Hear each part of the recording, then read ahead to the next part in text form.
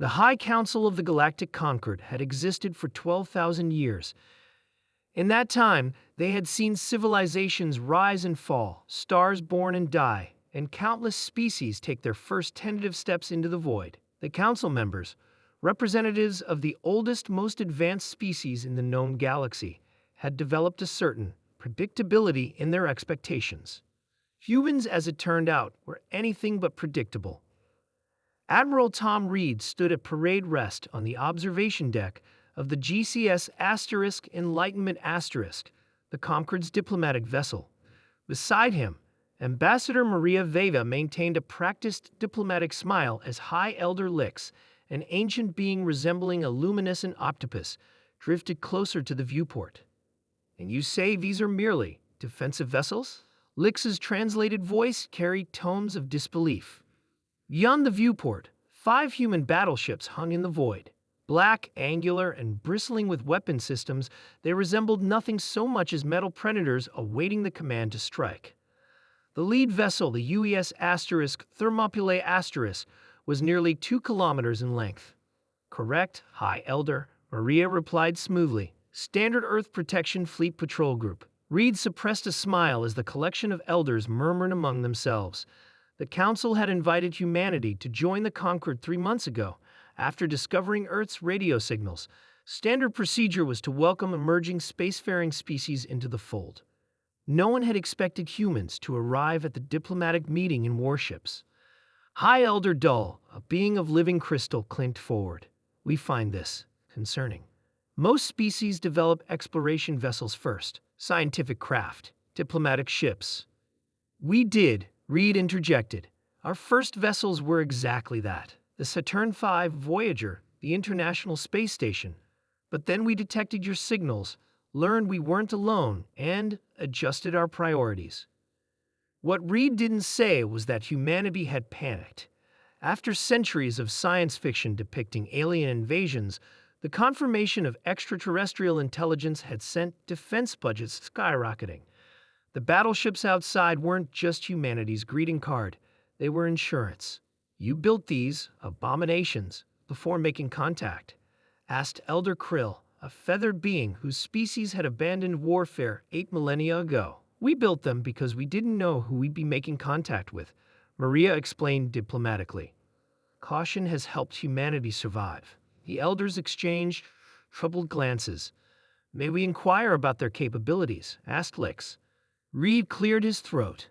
"The Thermopylae class battleships carry kinetic impactors, plasma lance arrays, point defense systems, and Alcubierre drive propulsion. They're designed to operate independently for up to 5 Earth years and can deploy tactical nuclear ordnance if required." The translator struggled with some of the terms, but the elders understood enough. Several visibly recoiled. "Nuclear weapons? In space?" Elder Krill's feathers stood on end. "Such technologies are forbidden in Concord space." "We weren't in Concord space when we built them," Reed pointed out, "and we're not technically in the Concord yet."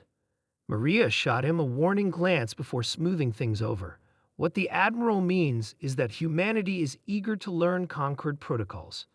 But understand that we developed in isolation, unaware of galactic conventions." High Elder Lix drifted back to the viewport, appendages pressed against the transparent material. "Remarkable. Your species is so young, yet you've created weapons that could challenge even middle-tier Concord defenses." This was news to Reed. The Concord had seemed so advanced, so untouchable. The idea that human warships could pose any threat at all was surprising. "We don't seek conflict," Maria assured them. "Earth wants peaceful relations and trade. Yet you arrive in vessels designed solely for destruction," Elder Dull observed. "No," Reed corrected. "Vessels designed for protection. There's a difference." A new elder, one who had remained silent until now, moved forward. Elder Zan, a being who appeared as a shimmering mist within a containment field, spoke in a voice like distant thunder. "I have accessed your species' historical database," Zan announced. "Your history is violent, constant warfare, yet you've never annihilated yourselves. Curious." Reed exchanged a glance with Maria. The conquered had been given limited access to human history, very limited. We learn from our mistakes, Maria offered. Do you? Elder Zan drifted closer. Your battleships suggest otherwise. Our battleships suggest we understand the universe might not be entirely friendly, Reed countered. They're a precaution, not a threat. Elder Zan's mist form seemed to churn with thought. Perhaps there is wisdom in caution. The Concord has known peace so long we've forgotten that peace must sometimes be defended. The other elders turned to Zan in surprise. The Vrol incursions grow bolder each cycle, Zan continued. The rimward colonies report increased activity. The Concord defense fleet is stretched thin.